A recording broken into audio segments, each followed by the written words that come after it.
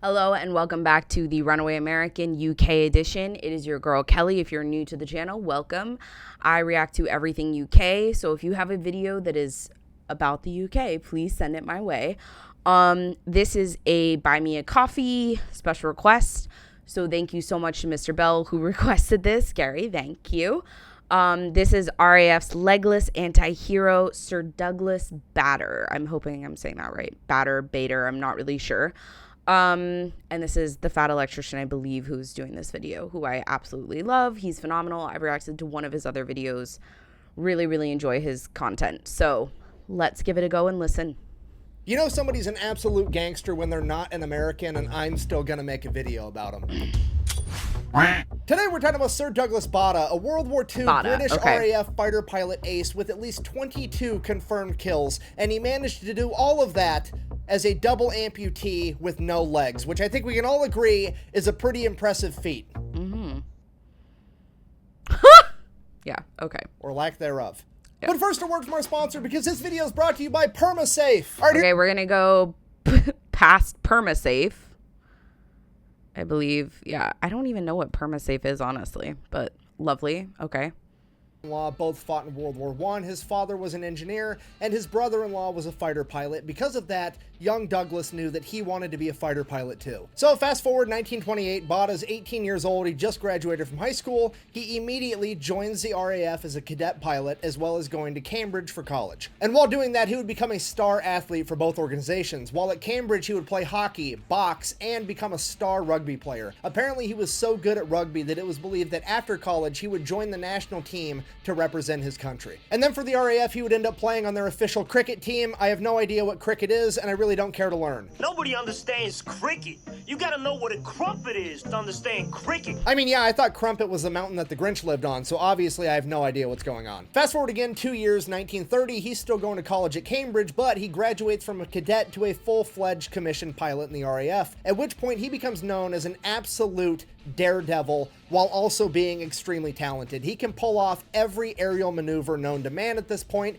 including some that are so dangerous that they're banned. And not only does he do those maneuvers, he does them below 2,000 feet, which is also against the rules because it's extremely dangerous. But Bader doesn't care about rules. He doesn't care what you tell him. That's just guidelines. He's going to do what he wants. Because of that, he actually gets selected to represent his squadron at the Hendon Air Show in a flying competition, which he wins. Then later that year in 1931, he is preparing to go defend his title at the Hendon Air Show in early 1932, at which point he tries a dangerous maneuver too close to the ground, and the wing of his Bristol Bulldog catches the ground, crashes the entire plane, crushing his legs. Because of this, both of his legs would have to get amputated, one above the knee and one just below the knee. At this point, you have to remember it's the 1930s. He is told that he's never going to be able to walk again without crutches. And that's what they believed because nobody had ever done it before. But you also have to remember, Batter doesn't care what people tell him. The same attitude that got him into this mess by not listening to the rules is the same attitude that's going to get him out of this mess by not listening to what the experts tell him he's going to be capable of doing. Over the course of his rehabilitation, not only does he regain the ability to walk without crutches or a cane, something he was told was going to be impossible,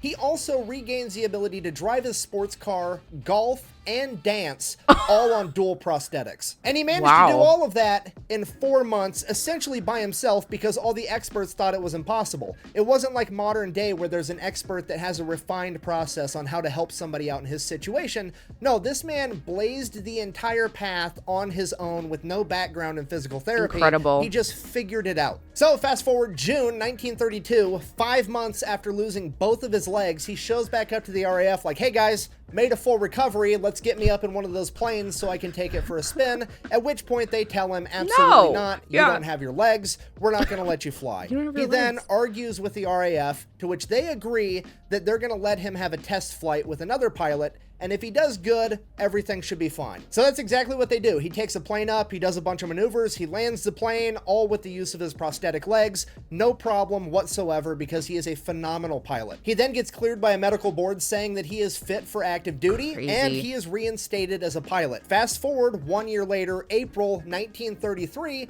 the RAF, for seemingly no reason, decided that they were going to reverse that decision and ground him because there was nothing in the King's regulations in regards introduced to a legless pilot. To which Bada's like, yeah, no shit, I'm the first guy that's ever done it ever. That's why you guys put me through all that testing and a med board to see if I could do it, and I've been doing it for the last year. Why would you ground me now? To which the RAF was like, don't really care. That's what we decided. Fuck you. Get out of the plane. Bada is then informed that he has to pick a new job where he stays on the ground, and Bada, being a man of his stature, isn't going to stand for that shit, so he retires early. From there, he spends the next couple of years collecting his military pension, working a desk job, golfing 36 holes a day. He also meets his wife and starts to settle down. Then, over the course of 1937, 1938, Douglas would write the Air Ministry multiple times saying, hey, if the next World War is going to kick off, let me know. I'm happy to come back and fly a plane for you. Then fast forward, sure enough, September 1st, 1930. I like his attitude, though. It's like, you know, if you need me, I'll be there. You guys were stupid to let go of me in the first place. But, you know, like, I understand your hesitance. So, yeah, just let me know if the war is coming. And I'll come back. It's fine. It's fine. You don't need to ask. It's good. Just, you know. I'm here. Germany invades Poland, World War II kicks off, and the RAF finally decides to call back Douglas Bada. They're amazing pilot. Is this Lord of the Rings? So Douglas shows back up at an RAF base, and he is pumped because last time he was flying planes was 8 years ago, and they were like old biplanes like his Bristol Bulldog. Now they got Spitfires, they got Hurricanes. Planes have come a long ways in 8 years, and he is absolutely thrilled to be able to get up and fly one. And at this point, RAF leadership yet again informs Douglas, oh, we're not actually going to let you fly a plane. You don't have any legs. That would be preposterous.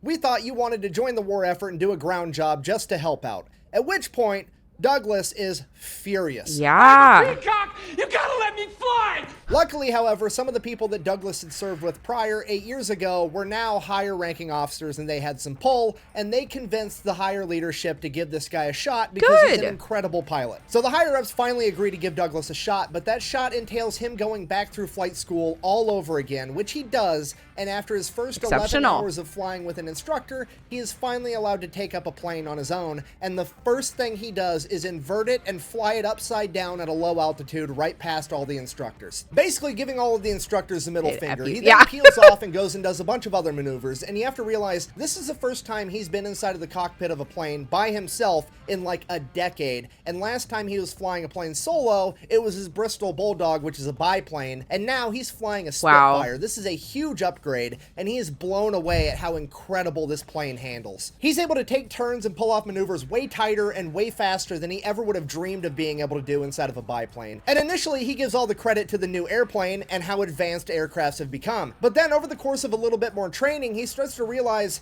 not all the other pilots can pull off these turns and maneuvers as tight and as fast as he can inside of the Spitfire. They have the same plane. Is he just that much better than these guys, or what is going on? And then it dawns on him. But you ain't got no legs, Lieutenant Dane. I love Forrest Gump. Yes, I know that. He realizes that it's all because of G-force, because when a pilot takes a turn or does a maneuver, they're exposed to G-force, and if they do it too fast or too tight, they're exposed to too much G-force, and they pass all the blood in their body rushes down to their legs, and they lose consciousness. Because he has no legs! Oh, wow. Okay, so because he has no legs, the G-force doesn't affect him? That's crazy! That's nuts. Too much I'm not laughing. I'm just... All the blood in their body rushes down to their legs, and they lose consciousness. Okay, you see where this is going? Doug doesn't have any legs for the blood to rush to. G-force is just Viagra to this guy at this point. Dude is literally the real-life version of Star Fox. Yeah, remember the Nintendo video game? You ever notice how Star Fox and everybody in his crew all have metal legs? According to the internet lore, it's because they all had their legs amputated to resist G-force more. In a weird twist of fate, his disability has turned into a physical advantage inside the cockpit of a fighter plane. He quite literally has a leg up on the competition. And because of this, a lot of other fighter pilots and high-ranking officers in the RAF start to not like Bada because they claim that he's arrogant and difficult to work with, because here he is getting told he's never going to walk again. Not only does he walk again, he learns how to golf, he learns how to drive a car, and now here he is out-piloting most of them. What an arrogant prick. Luckily, Doug doesn't really give a shit. He's not here to make friends, he's here to win a war, and that's exactly what he sets about doing. His first combat mission is over the skies of Dunkirk during Operation Dynamo. If you don't know, This is the operation where they had to evacuate the entire British military from Dunkirk. Yes, this is what the movie Dunkirk is about. If you don't know, basically... I've never seen Dunkirk, so I'm wondering if this is something I should react to as well. Not necessarily the movie, but like if there's a documentary or a smaller or a historical one. I mean, I could react to Dunkirk as well. I haven't seen it, obviously, so...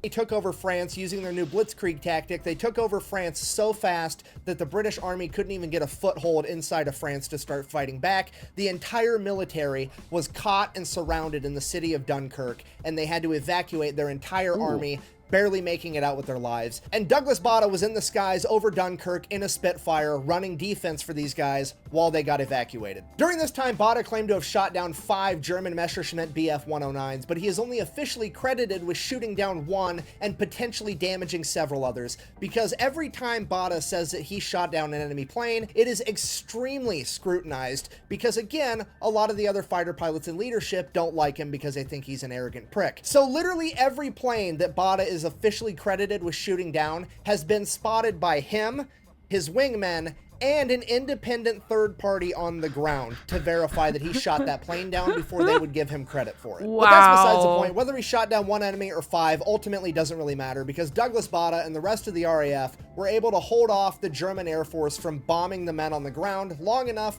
for the entire British military to get evacuated so that they could live to fight another day. Yeah. And because of this, Douglas was promoted to squadron leader and given command of Squadron 242, or at least what was left of it. You see, Squadron 242 was a bunch of Canadian Hurricane pilots that had been stationed in France and had been fighting the Luftwaffe for a while, and they had sustained heavy losses and their morale was cripplingly low. Bader comes in as their new leader, turns the entire squadron around, takes a squadron in shambles, and turns them into an effective fighting force again, cutting through red tape and bureaucratic bullshit to get his men what they needed to be successful. And because of this, even more of his peers and the chain of command starts to like him less, because he is sticking up for his subordinates. He seems like honestly a badass. Like I think he's amazing. I don't know if there's like a movie based on him or something, because again, we've talked about this.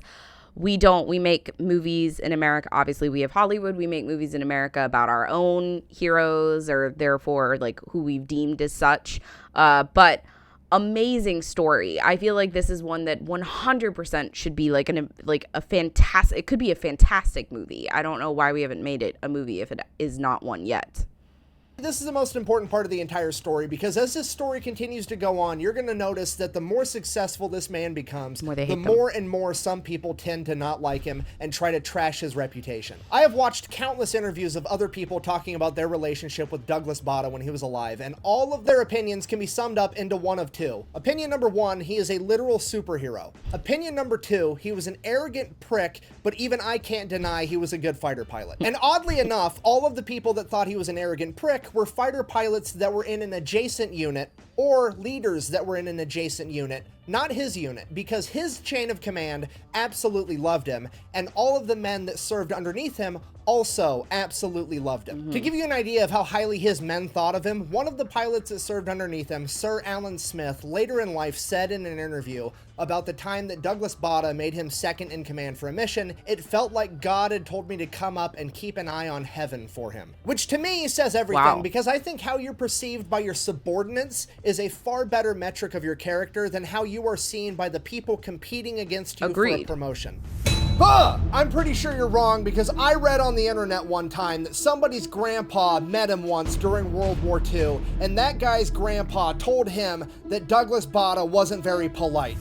Jesus Christ. Okay, first of all, word of mouth 4 degrees removed is not a reputable source, so I don't really care. Second of all, even if that was true, let's put it into perspective. Your grandpa met the guy while he was in World War II. Okay, so at this point in time, Douglas Bader is literally a legless man in the biggest ass-kicking contest the world has ever seen, and he's winning, okay? The guy's probably got a lot on his plate. It wouldn't surprise me if he was a little stressed out and maybe angry sometimes, okay? Shit happens. Get over it. You know what? I'm sorry. I'm getting sidetracked. It just really, really annoys me when people that have never met somebody go out of their way to shit on their legacy for doing something incredible because it makes them feel better about themselves. Anyways, moving on. All right, fast forward July 1940, Douglas and Squadron 242 are going to partake in the defense of Great Britain during the Battle of Britain, which, if you don't know, is a period in time between July and October of 1940 where the Germans essentially tried to bomb Great Britain every single day. During this time, Squadron 242 is credited with shooting down 62 enemies and only having 4 of their own shot down. Of those 62 enemies that were shot down, 4 of them were shot down by Douglas Bader. This would bring his career total to 5, officially making him an ace fighter pilot. Because of this, news outlets pick up the story and they begin to portray Douglas as the hero of the Battle of Great Britain, essentially using him for pure propaganda, like, hey, check this out, Great Britain has a legless fighter ace, and he is helping to win the war against the Nazis. We literally have a legless man beating you guys in an ass-kicking contest. What's up? So now Douglas is getting all this attention. He's being used for effective propaganda, which is great, but it also serves to drive the divide even further between him and the other fighter pilots that already didn't like him, because now they're jealous that he's getting a bunch of attention for doing just as well as a lot of them did. And if that wasn't bad enough, he's now also on the shit list of the really high-ranking officers in the RAF because he had the audacity to back up his boss and friend, Lee Mallory. Basically, the standard operating procedure for the RAF during the defense of Britain was kind of like aerial guerrilla tactics. As soon as they identified an incoming bombing run, they would scramble a small group of RAF fighters that would go up and utilize hit-and-run tactics to shoot down the bombers. Lee Mallory, on the other hand, thought that they should respond with overwhelming force in a strategy that he referred to as the Big Wing. And this was essentially taking somewhere between 3 and 5 squadrons in one giant formation, like 50 to 70 fighter planes all at once, and running right towards the bombing runs. And Douglas agreed that this was a good strategy, and he was a huge proponent of it. Ultimately, throughout the Battle of Britain, the Big Wing was only used 5 times. Of the 5 times that it was used, the men that flew in the formation said that it was incredibly effective and they shot down a bunch of enemies. The men that did not fly in the formation said that it wasn't as effective as they're claiming it was and that they're lying. So that aspect is kind of an unknown, but we do know for certain that planes flying in the Big Wing formation were safer because there's safety in numbers. That makes sense. They were less likely to get shot down. The downside of the Big Wing was that it took a lot of time to get that many planes up in the air and in formation, so response time was lower. So as far as which plane was better, aerial guerrilla warfare or the Big Wing, I'm not really sure, but one thing is for certain, using both of them multiple times had a beneficial effect, because the first time the Big Wing was used, all the German pilots were being told that Great Britain only had 10, 15, 20 aircrafts left, and they go out on this bombing run, and here comes 70 Spitfires and Hurricanes and just fucks up the whole day. It had a devastating effect on enemy morale. Yeah. And on top of that, now they don't know what the British tactics are. They have to both anticipate being attacked with overwhelming numbers and being attacked with a small, fast, responsive they don't know which force, which made it very difficult for the Germans to plan their attacks, because now they had to plan for both overwhelming numbers and a fast. Super funny though. We had, like, it's just a relation to this video, because I also watched another video where we talked. It wasn't his video, it was another video where we learned that America was nuked twice by the British forces. And we were notified of it, and we still lost twice. So the fact that the Germans had to prepare not really knowing, and they did as good as they did, at least they were a bit better than us, yeah? Like, I'm not saying the Germans were good on that. I'm just saying, good on them for at least somewhat anticipating it. But fantastic, once again, that the British come out swinging. They always just... I don't even know what to say. It's amazing to me, just mind-blowing of these amazingly talented individuals, these exceptionally smart people who come up with these maneuvers, who come up with these plans, and just are screw it. We're going to try it. Even if it fails, we'll die. It's fine. They're just they don't care. They're we're going to do this. We're going to win. Responsive force. So yeah, in addition to his newfound fame, people are also upset that he had the audacity to have an opinion of how to conduct aerial warfare, even though he's an ace fighter pilot, presumably an expert in aerial warfare, but whatever. Regardless, Douglas ends up getting a promotion to wing commander, and he is now in charge of 3 squadrons instead of 1. So then, from late 1940 to August of 1941, Douglas and his men take the fight to the Germans, flying hundreds of missions, shooting down a ton of Germans. Douglas himself shoots down an additional 17, bringing his career total to 22, 6 probables, and a bunch more shared. But on August 9th, 1941, Douglas Bada would fly his last mission ever when he would collide in mid-air with a German Messerschmitt Bf-109. Somehow Douglas survives the initial impact, but his plane is absolutely going down, so he quickly opens the canopy and goes to climb out of the plane, but the impact has crushed one of his prosthetic legs inside the cockpit, and he can't get out. So he's pulling on it, he's desperately trying to get out of this plane, and time is running out. He only has a few seconds left, and he says, fuck it, it's worth a shot, and he opens his parachute while still inside the plane. His parachute catches wind and rips him out of his prosthetic and out of the cockpit. He then attempts to evade German capture, hopping around on a single prosthetic leg. He is eventually captured and becomes a prisoner of war. Okay, now to be fair, technically we don't know for sure that it was a mid-air collision that he was involved in because his plane was never recovered, and like I said, everything Douglas reports back is extremely scrutinized because leadership doesn't like him. And they came to the conclusion that Douglas made up the mid-air collision story because he didn't want to have to admit that he was shot down and bested by a German pilot.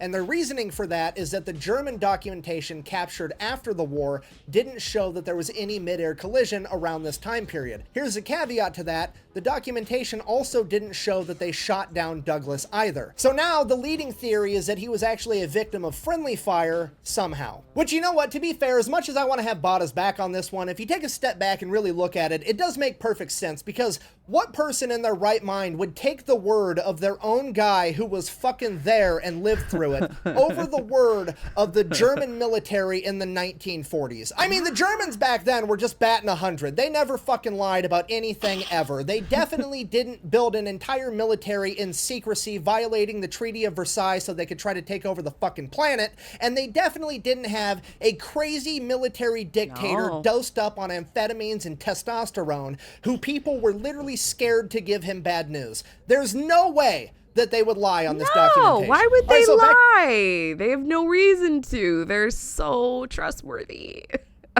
Douglas, he's hanging out at this POW camp with one prosthetic leg. Word finally gets spread around throughout Britain and throughout the German ranks that they finally caught the famous legless fighter ace that the British had. And upon hearing that, one of Germany's most famous fighter pilot aces, Adolf Galland, who had apparently been running missions against Bada for a while now, wanted to go meet him in person. And for whatever reason, he's actually nice to Bada, so nice that he actually writes the British government and is like, hey, we got your guy, he's missing one of his legs. Would you guys mind airdropping another prosthetic for him so he could walk around? To which Britain is like, absolutely, sure, why not? Great Britain launches Operation Leg, where they are given free passage through German airspace to airdrop an extra prosthetic leg for Bada. And then after dropping... That's kind of nice, right? That was nice of the German pilot to be like, dude, just like hopping around, and it's kind of sad to see. Leg, they kept going and bombed the local power plant. Okay, look, if you're not cheating, you're not trying. You don't like it, don't try to take over the entire world. I don't know what else to tell you. So now that Bada's got both his legs, he decides it is going to be his personal mission to be the biggest pain in the ass humanly possible. He is going to constantly try to escape the POW camp, and he is going to fuck with the guards every chance he gets, or as he calls it, goon baiting. One of his first attempts at escape, he's on like the 3rd story of a hospital, so he takes all the bed sheets he can find, ties them together in a rope, just like you see in the movies, ties it to the radiator in the room, throws the rope out the window, but the rope isn't long enough, and he's looking around, he's like, shit, what else can I use?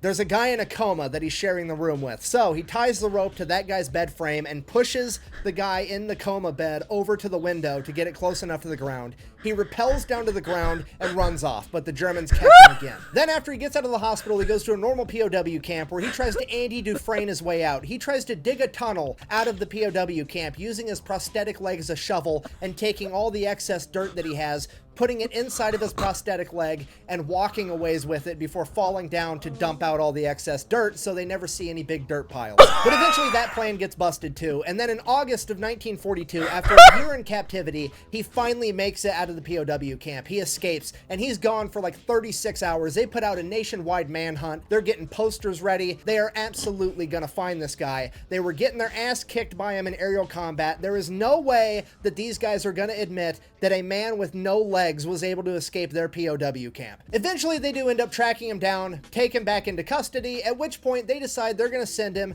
to Colditz Castle, which is believed to be an inescapable prison, which is apparently where he has to go because they are absolutely not going to let the guy with no legs get away. And that is where he would remain until 1945 when the U.S. Army liberated him and returned him home. From there, he would receive a hero's welcome, retire from the RAF, and then a movie would be made about his life called Reach for the Sky. It is considered to be a classic piece of British film, and it made him one of the most famous men on the planet at this point in time. He then decided that he was going to use all of his newfound fame to put out the message that it was still possible to accomplish things after a horrific injury and becoming disabled. And he became one of, if not the biggest advocate for disabled people on the planet. For this service to the world, he would end up getting knighted by the Queen and officially become Sir Douglas Bada. He would then continue to travel and give talks and advocate for the rest of his life until passing away at the age of 72 on September 5th, 1982. But one of those talks that he gave is actually my favorite part of this entire story because it really captures how much of an anti-hero Douglas Bada really was. He was giving a speech at an all-girls school telling his incredible story about being a pilot during World War II. And at some point during that story, he says, and I quote, "So there were 2 of the fuckers behind me, 3 of the fuckers to my right, and another fucker on the left." At this point, the audience is like, and the headmistress of the school has all the color drained from her face and she goes ghost white and she's like, ladies, a fucking is a German aircraft. At which point, Sir Douglas Bada replies, and I quote, "That may be, madame, but these fuckers were Messerschmitts." Thank you for watching. Best way to support the channel is go check out thefatelectrician.com, get some merch, subscribe to Patreon. Thanks for watching. Quack bang, out. He is phenomenal. Also, this is going to get demonetized with the amount of Fs that was he just dropped. Oh my god, how is he able to do that many F-bombs? Hey, that was nuts. That dude is a badass. That dude was a badass. Oh wow, fantastic. The fact that he like did as much as he did during his life, like during his service, and then went on to like work with people, like be an advocate for people with disabilities, say like life doesn't end here. It obviously doesn't, because he did what someone with 2 legs could not do. Do you know what I'm saying? Like, that is incredible. Absolute hero. Absolute anti-hero, I guess, but in a great way. Would love to check out the movie. I'm not really sure. I said, like, is there a movie about his life? Because I was like, there has to be. He's fantastic. I wish there was one that was like more recent, because I'm not like, I do love older films, but like especially war films, I'm more of a fan of newer war films. But I feel like I'll definitely have to add that to my list to check out, because he was phenomenal. Like, the fact that he did as much as he did, was as like abrasive and rule breaking as he was, I think is fantastic. Again, I love that he just like didn't follow rules. He was like, you're going to tell me to do something, I'm going to do the opposite. But the fact that he tried to escape the POW camps by digging holes with his prosthetic leg and tying bed sheets together, phenomenal, man. Like, I honestly, like, I salute him, because he was crazy in the absolute best way. Do you know what I'm saying? Where there's people that are crazy in not a good way, and there's people that are crazy in the best way, and he was one of those people. Phenomenal video. Thank you so much for the special request. I really do enjoy watching these. I think it's so fun to learn about like history in this way. And the Fat Electrician, if you don't subscribe to his channel, he does seem to do a great job of telling history in such a like fun way, in such a way that it's digestible, in such a way that is just interesting to learn about, like, because you're actually like, oh, that's crazy, that's so fun, that's so cool. Like, you would never think of that in regards to war, like, oh, that's fun, but it's hilarious, and it's also sad in moments, and it's also just like crazy. The fact that he like had, I don't know if he had, I feel like he had the mid-air collision, because as he said, it's like, why wouldn't we just trust the person who's come back to fight for us after being retired, and we're the ones who made him retire. He's been successful. He went through flight school again. Like, why aren't we trusting him? But the fact that he had the forethought to just like open his parachute anyways, like, he was incredible. As I said, brilliant man, brave man, stupid in some cases in the fact that, like, stupidly just brave. You know, there are people where they're so brave that you're just like, that's ridiculous. He's ridiculous, but in the best way possible. And I mean that, I say that with the utmost respect, because I'm saying, like, it is ridiculous in the fact that what person would think, like, oh, okay, now I have no legs, I'm still gonna fly a plane though? That's ridiculous. Like, if you told that to any person, not normal, I'm just saying, like, any person, they would be like, that is crazy. You are absolutely certifiably insane. But he was like, screw it. I've got nothing to lose. I've already lost my legs. Why wouldn't I just, like, keep going? And he did. And he proved them wrong. And he did it multiple times. multiple times. He was fantastic. What a great man. Thank you. Absolute legend. Thank you for requesting this video. And I will see you guys next time. Please leave a comment if there's another video you would like me to watch. Please don't forget to subscribe to my channel and give this video a big thumbs up if you liked watching it. I really appreciate each and every one of you. Thank you so much, and goodbye.